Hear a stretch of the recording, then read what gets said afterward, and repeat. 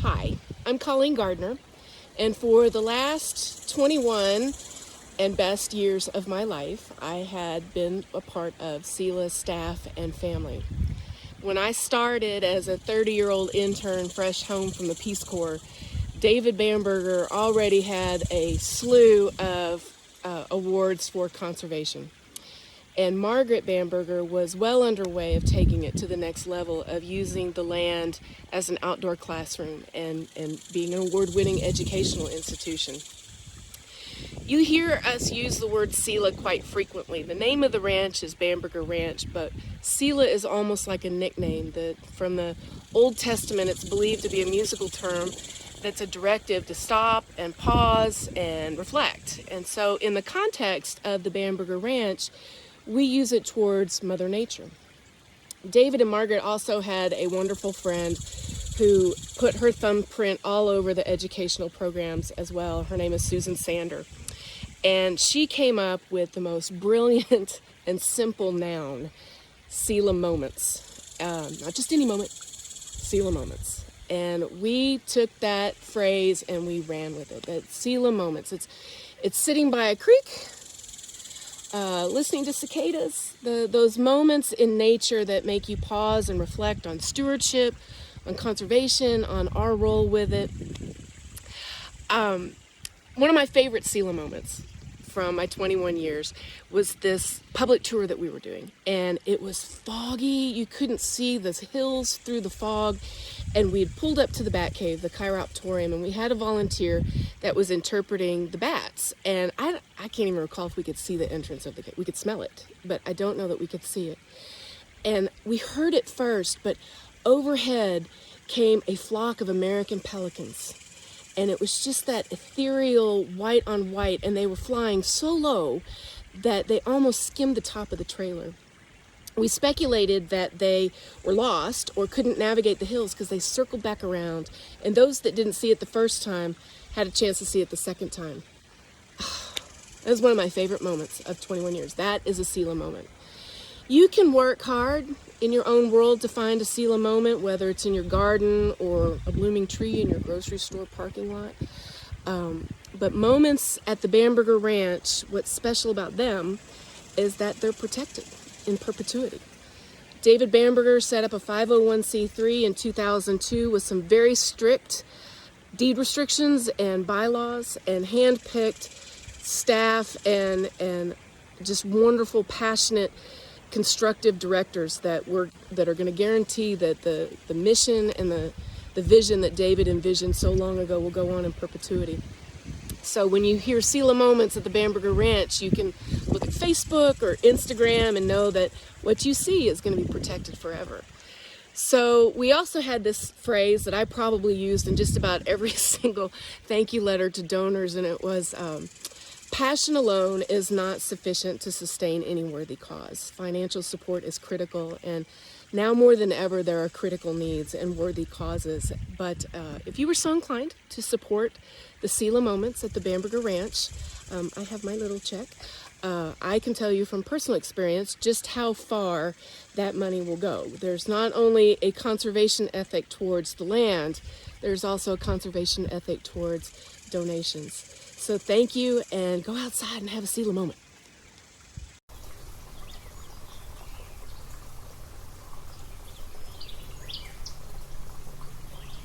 Well, I want to thank all of you for being here today. This is one of the favorite things I do, is planting trees. Ever since I was a little boy, 3, 4, and 5 years old, my mom took me along with her to plant trees. And I thought I was really helping, but I found out later on all I did was jabber. This isn't rocket science that I'm going to do. This is 50 years of experience planting over 6,000 trees here on our ranch. So I'm going to start out and I'm going to show you some small things that are so very, very important if you want to have a successful effort. Pancho, would you help me remove the blankets and stuff here? Okay. The first thing I want to show you is the hole that we've dug to put the tree in. Do you see anything different about the hole? Somebody said, yes. come on. Oh my goodness. Well, if you'll notice carefully, it's a square hole. Square hole. That doesn't sound like it's very important, but I'm gonna demonstrate something to you here. Every time I've planted a tree, and I've planted over 6,000 here, and we lose one to death, I dig it up to find out just what it is that's caused its death. What I'm going to show you was, this tree died because it strangled itself. If it had been put into a square hole, this would never have happened. Every tree you purchase from a nursery comes in a round container. And when you plant a tree, you don't want to leave that round still going. So if you have a square hole, the tree will go out and catch a corner and spread around. It gives it a much better opportunity for growth. So the first important feature is dig a square hole. Okay, the second thing I want to show you, and listen, this stuff, like I say, it's not rocket science, but it's the little details that'll make you successful when you do this kind of thing. And so one of the things I like to tell you, if you'll notice Pancho here, he's working with the shovel. Let's see, Pancho. And it's got color. Now, doesn't that sound kind of foolish or juvenile? If some point in the future, archaeologists are digging around on this ranch, are going to find a half a dozen of my shovels because I didn't have them painted. So either get some red paint and sprayer or buy yourself a colored instrument to deal with. Okay. Now then, the second thing I want you to notice is my container here. You go to a nursery, and I tell you to beware, beware, beware of peat moss, perlite, and potting soil. Almost, I'm going to tell you, unless you got a favorite nursery that works differently, the nurseries put their plants out and they shove the fertilizer to them on a daily basis. All right, so here we are. We got the square hole and we got our water and stuff here. I'm going to take our tree. This is a tree that we raised from seed. It happens to be a Mexican plum. It'll not get bigger than 20 foot, and that's unusual. A beautiful white bloom in the spring that comes on before the leaves come on. And a fruit that birds love, and you can love if you want to add a lot of sugar because they're pretty sour. Okay, now then, we're going to take this over here, and in this particular case, folks, I want to tell you something. I told you that I was going to retire. This was my last hurrah. I'm 92 years old, and I could hardly lift a damn thing myself. So I got Pancho here, who's been a member of our team here for 28 years, and he's going to help me. Okay, Pancho, we're going to take this out and get it out of there. Now then, oh, look at what he's got going here. Now hold it up there, Pancho. Now then, I'm going to show you what I'm going to do. We're going to pull this root that's already in a circle, even in our own deal. Now then, set it down there, Pancho. You think you're really hurting it? No, you're not. Set it right down the middle. Now then, you never want to put a tree with too much soil up around the top. I think this is just perfect, Pancho. I'll hold it. Go ahead, put your dirt in. Now there's something important coming up that I want you to see. If you're going to all the expense and all the trouble to go to a nursery and spend anywhere from $12.50 to $50, I want to show you something that I think you'll really love. I don't believe in staking a tree, incidentally. I don't believe in it. Mother Nature will straighten it up, and we're going to have a... Okay, Pancho, get over there on the other side, please. There you go. Get it in there, Pancho boy. Okay. Now, we're coming down to getting the plant in the ground. It looks a little high to you, but every time you plant one within 3 months, it will settle another inch and sometimes more, depending on the kind of soil you put it into. There's another little point I'd like to make. You can't always plant a tree, a certain tree the way you want it. You might be thinking, oh, I want to have this lovely XYZ tree here in my backyard. You better dig the hole first to make sure that the tree, that's the type of soil and the type of hole that will keep the tree growing the way you want to. Okay, keep going, Pancho. Now, I'm going to show you something that nearly everybody that's ever come to this tree planting seminar loves this one. Along with the tree, you spent your money. If you turn around and look back over there, you can see beautiful flowers. If you're going to go all the way, this is a rock rose, by the way, that Stephen has started from seed. So we went all the way to spend the money to buy something, and then why not plant a flower at the same time?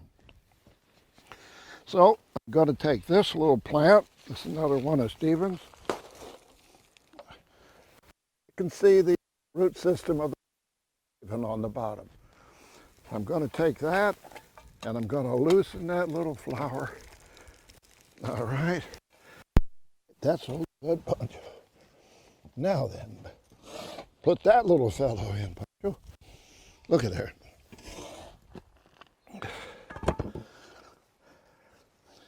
Okay.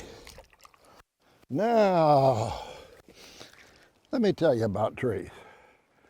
The oldest living thing in the United States of America is a tree.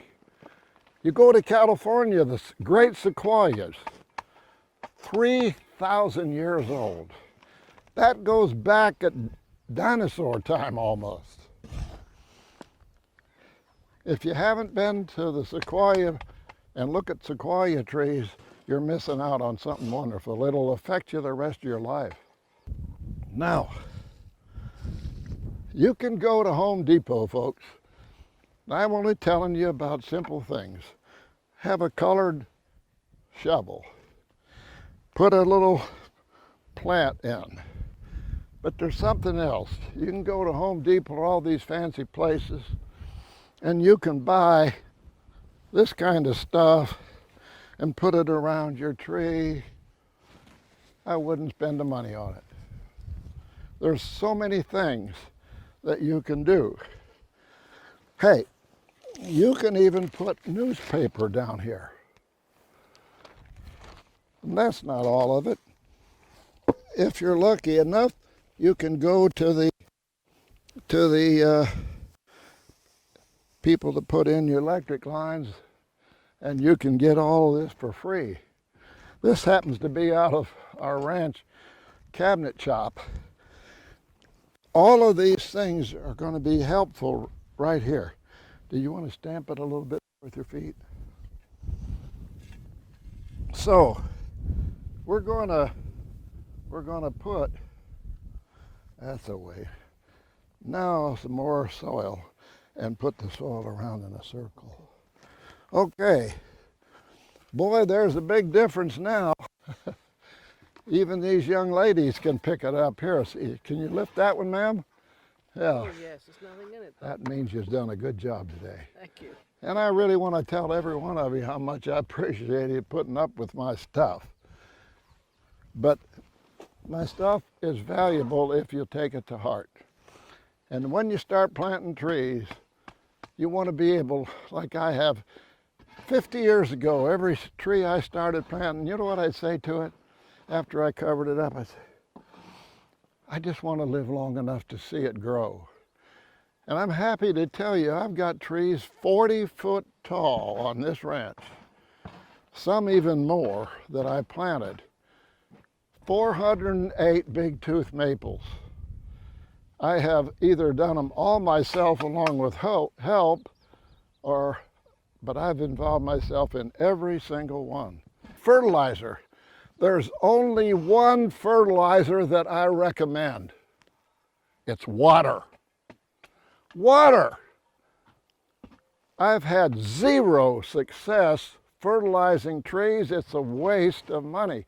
What's most important is the soil you planted it in, and you had the right species of tree to fit, and you kept it watered. Now, something else I want to tell you, this is a beautiful day. Boy, we're lucky. This is absolutely the worst time of year. I think the date is June the 16th. Yep. Is that correct, sir? Oh, thank you. This is the worst time of year to plant a tree. So this is going to require something a little bit extra, and I'm going to show you how we designate that before we close this off. The preferred time for me is October, November, December in a going down. January's okay, February's okay. This is almost stupid, especially if you people have your ranch and you live in the town. Because what we're doing here today, trying to get a tree in the ground when the temperature this afternoon is probably going to be in the 90s. It's going to dry this thing out so quick. This tree we're planting will have to be watered at a minimum of once a week throughout the summer, or we're going to lose it. We're going to do the miracle thing. And because I'm getting so old, I forget a lot of things, I want to tell you what we do. 50 years ago,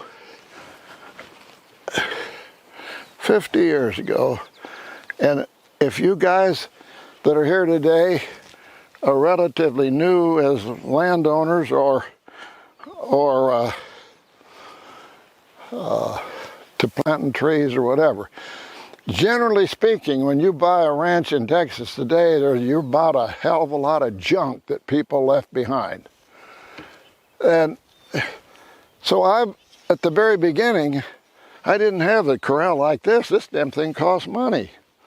It so happens it came from a failure, a tree that didn't make it. But back then I resurrected everything I could find. An old piece of pipe, an old fences that we tore down. We just rolled them up and we saved them. And we ended up sometimes having to make a fence out of old wire that we rounded around 2 or 3 times before we could ever put it to service. You never plant a tree without putting protection, because 100% of the time the deer are going to come around and eat it.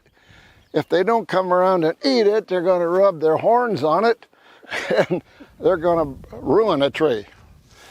And early on, I had the temptation. This happened to me. I cried. I had I forgot, Carolina buckthorn down at the lake. I'd nurtured that thing. It had a trunk on it about 2 inches. It was beautiful. But there was a European red deer that escaped from the neighbor's land. And he come along one night and he said, "Look at this lunch." First he ate the limbs off, and then he bashed it around, and I lost a tree that I'd been nursing for over 10 years, a beautiful tree. No, I got to tell you, this is the most essential thing. But save some of the junk. The only reason I do this here, if you'll look at them, these are more expensive. When you get to the 4x4 cattle panel that we used, that was really expensive. So what am I going to do here after Pancho puts the steel post in? I'm going to put this on there.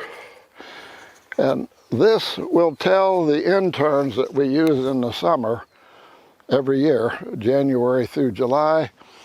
This tells him or her that this has got to be watered once a week. You won't see it on any of those there, but over here you see it because we planted that back in February, I think. So, to me, this is important. Now then, this is something I no longer have the ability to do, but that's why Pancho's here. So Pancho, show them what we can do here. We have cattle here very rarely, but if you've got any kind of livestock, goats, cows, and over there I see deer just running to beat hell. They heard my voice. Okay, there we go, Pancho. And we're going to use, we'll use three poles here. Okay. Now, when we're, okay, I'll hold it for you. Get it away. Can you do that? Oops. So, if you go to all the time and trouble to buy a tree, to bring it home, and to put it in on your property, take the added little bit of time to do all these things, because every one of these details is important. This is, like I told you, I'm an absolute nut about everything being level. And that's just fine, Pancho. Just one. It's really neat if you can have somebody helping you like this, I'll tell you. Now, if you had cattle, sheep, or goats, or something like that on your ranch, I'd sure recommend you tie this up pretty snug and tight. But the only reason we do this down here this way is because with the good rains we've had, we come back once a year, we lift this corral off, and we use a weed eater, and we clean it up and make it real nice. If you take a look around just behind this young lady right here, you see over there how it's all sort of less manicured. Well, that's because this is a showpiece. What's happening here, you have just witnessed the planting of a forest. My concept, my idea going back 20 years ago was to develop this part of the ranch as a forest for teaching. And when we do a tree and shrub workshop like you people are here today to witness, you'll be able to walk through this forest. Right now there's 54 trees in our forest. There's a duplication on some, but most of them are one of a kind. Due to all kinds of problems that are showing up today, I'm interested in getting at least 2 of each species in here, just in case something comes up, and having them a bit distance from one another. Okay, remember the rules. Color your shovels. Watch out for peat moss, perlite, and potting soil. If you can pick it up like the young lady did today, I wouldn't buy it. Keep going. But the wisdom and the experience that goes with this ranch, which I have given away $50 million worth of real estate, so that people like you and you can come and witness nature in its purest and simplest way. That's something that you're not going to see in years to come in state or national, city or county parks. And that's important. I've always been opposed to the putting into our parks. Even though I made a small fortune in the fast food business, I'm opposed to a fast food joint being in a state, national, or city park. But just remember, there's no way that modern man can improve on Mother Nature. If the Alamo Dome in San Antonio needs new seating, they go out and buy it and have it put in and raise millions of dollars. If the bus that brought some of you here today perhaps stab new tires. Somebody can spend the money and get it. But folks, when a species is lost, there ain't no place to go to buy it. Another heaven and another earth is going to have to pass before there's even the barest of opportunity for that species to live again. Please tell your friends about Bamberger Ranch Preserve. Please check when you're buying trees. Make sure you got something that's okay for your territory. And I thank you so much.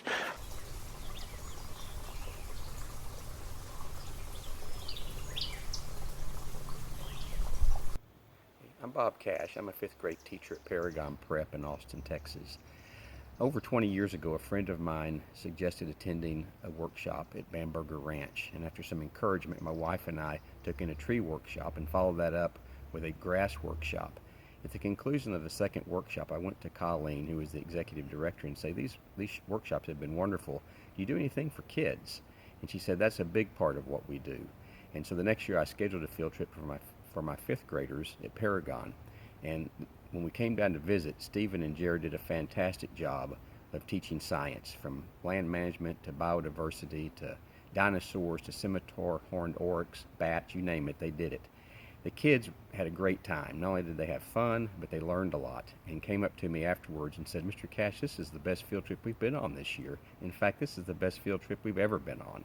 And I must admit, every year that I go, I learn. Even the parents who chaperoned with us were impressed, and some even extending a hand to Mr. Bamberger to help him with his mission. The programs at Bamberger promote a love of nature and plant the seed of stewardship, and what important messages to share with young people today. Now we're going to go on a real nature walk, and you will just love it.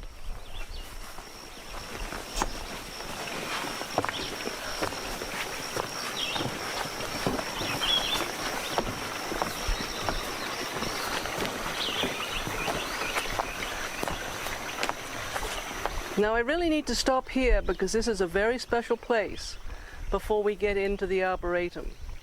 Firstly, I want to tell you that as a child, I hated walking because every time I misbehaved or I was bored, I would be told to go for a walk, or they would drag me out for a walk, and it was boring, boring, boring. But over the years I learned that there was a lot more to walking than just exercising and getting you away from adults because they were fed up with you at that point. You go out for a walk and you enjoy, and this is what I do these days. I really enjoy being outside because I can hear the water. I'm sure you can hear it. I can smell the air and all the fragrance that Mother Nature is producing. I can also see the green trees and enjoy them and hear the birds. It really is very rejuvenating. And by the end of my walk, I'm 81 years old. I don't walk very fast anymore. At the end of my walk, I have more energy than when I began.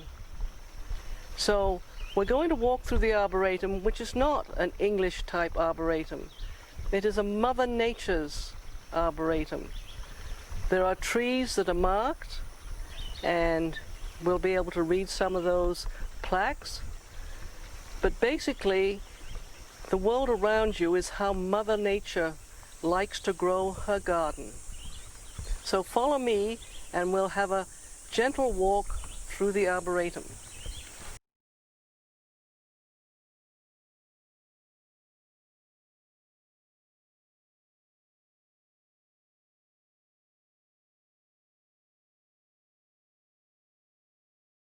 In order to get the smell of the environment, there is a Mexican oregano here. And if you just run your hands through it,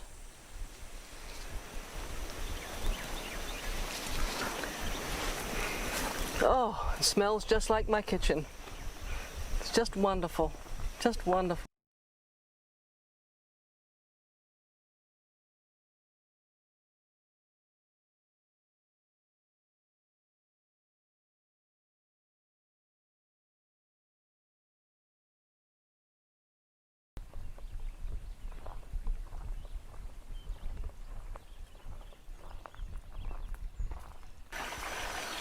These cedar trees are very beautiful, and they are native trees, but they do like to take over the world. But they are very beautiful trees and very necessary. We still have at least 600 acres of cedar or ash juniper on the ranch, and the animals use it for hiding. And I believe earlier on in the day you went into a cedar break and you were told all about it. But don't ever just take all the cedar off your ranch thinking that water will come, because that is not the way it is. This is the bark that the golden cheeks warblers pull off these trees and use for their nests, and they nest in hardwood trees. So they come into the cedar breaks, and pull off the cedar bark and make their nests. We need to have cedar trees. They are a great and beautiful tree.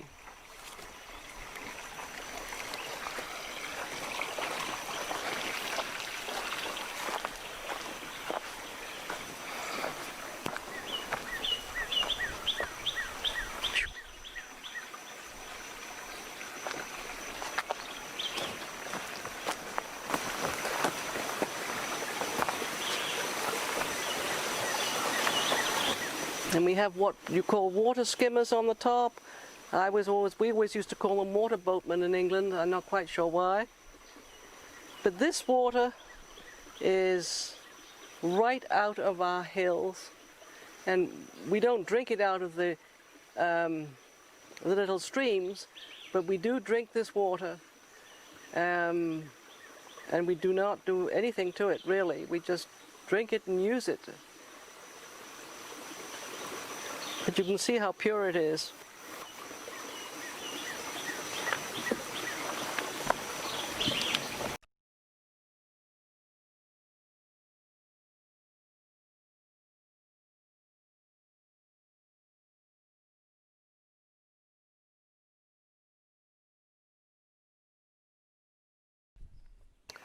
Now here we go, we have the Sycamore Leaf snowbell.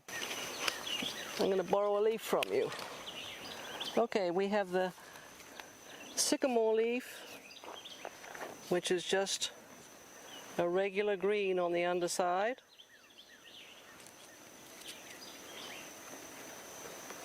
I was working yesterday, I didn't clean my nails properly. And then you have the endangered species, which is that same on that side, but underneath it has this pubescence.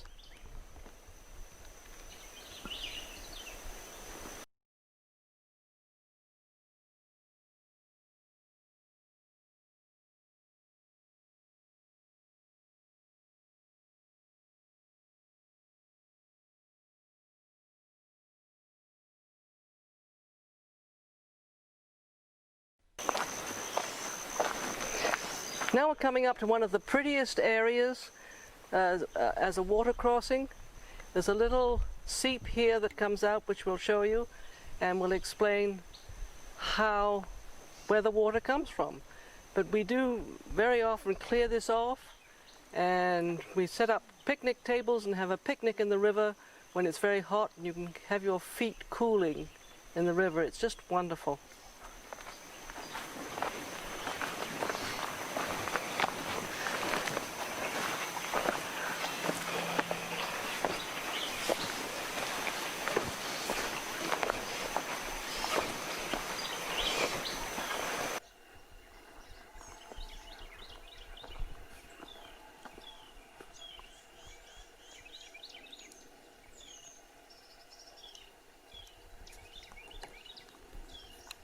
This is where we have our little spring or seep that comes in. You can see that the water is running down here. Oh, it's cold. But it's coming out here at quite a rate. I would say a little bit more than a gallon a minute, which is nice. The rain soaks in and it comes down and it hits a rock solid bottom, and then it seeks a way out. So it comes down the hill and it seeks the way out and it goes into our stream.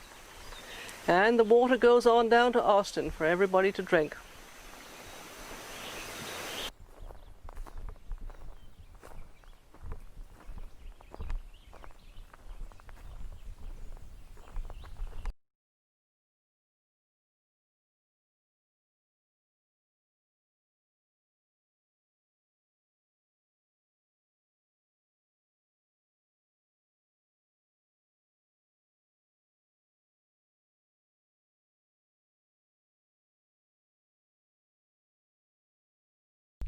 We have the American smoke tree, which when it blooms and it's finished blooming, it has little its seed pods look like this, and it covers the whole tree. So it looks as if it's smoking. And in the fall, the leaves are a beautiful dark red color, great for arrangements if you want them, or just great to look at in the wild, like this one.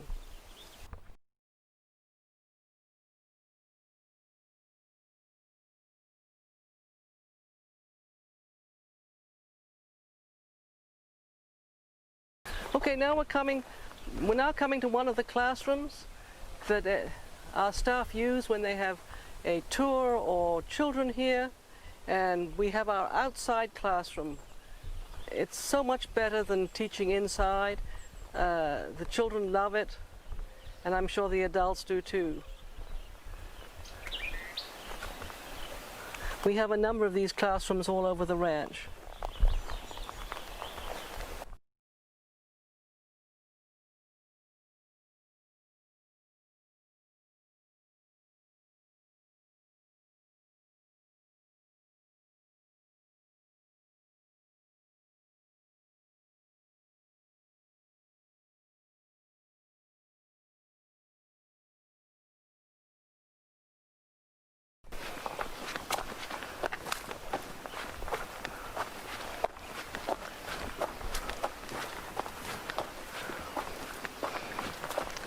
Now, David and I get all the time, when the people come for a tour here, they say, oh, we've heard about this place, and we just bought a ranch, and we took out all the cedar, and we cut it all out, and now we can sit back and just enjoy our ranch forever.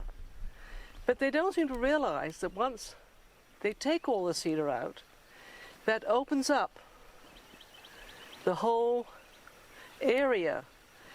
And it gets sun, and it gets rain, and all these seeds that have been lying on the ground for years and years and years say, wow, this is so exciting. Rain, sun, and they start growing.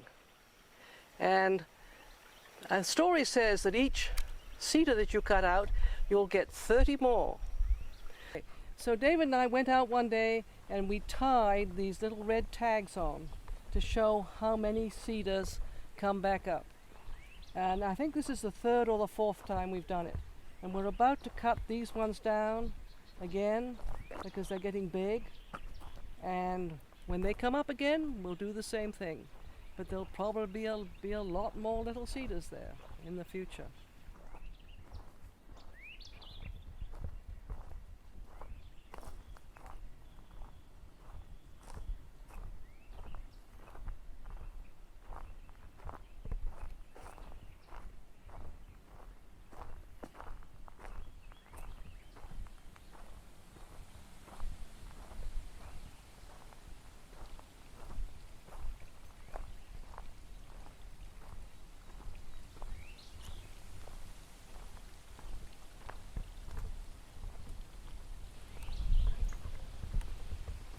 I was just having what we call a Selah moment. The name of the ranch is Selah, and it comes from the word in the Bible that was repeated 71 times in Psalms. And we believe it means to pause and reflect. We just had a wonderful walk through the Arboretum of Mother Nature, and I felt refreshed and rejuvenated. I hope you enjoyed the little walk that we had. We have many other attractions on the ranch, like dinosaur prints and oryx, and a lot to do with nature. and we'll be able to teach you all sorts of good stuff for your ranch, or just teach you things about the environment that is good to know and helps you with your gardens in town. And we love having people out here, and we've really missed them this summer. I don't know if you remember earlier, you've been told that there was no water on this ranch at all when David first purchased it. And because of good land restoration and looking after everything, water started coming out of the hills in seeps. And this is one of the great pleasures that we have, and we all live on the water that comes out of the hills. There are 5 families here, and we hopefully never run out of water. And that means we hope that it rains from time to time so that we can store water. But this is one of the products of land restoration. You have water, and water is so necessary to life. Thank you so much for listening to me and taking that short walk, and I hope to see you all again, as you say in Texas, real soon.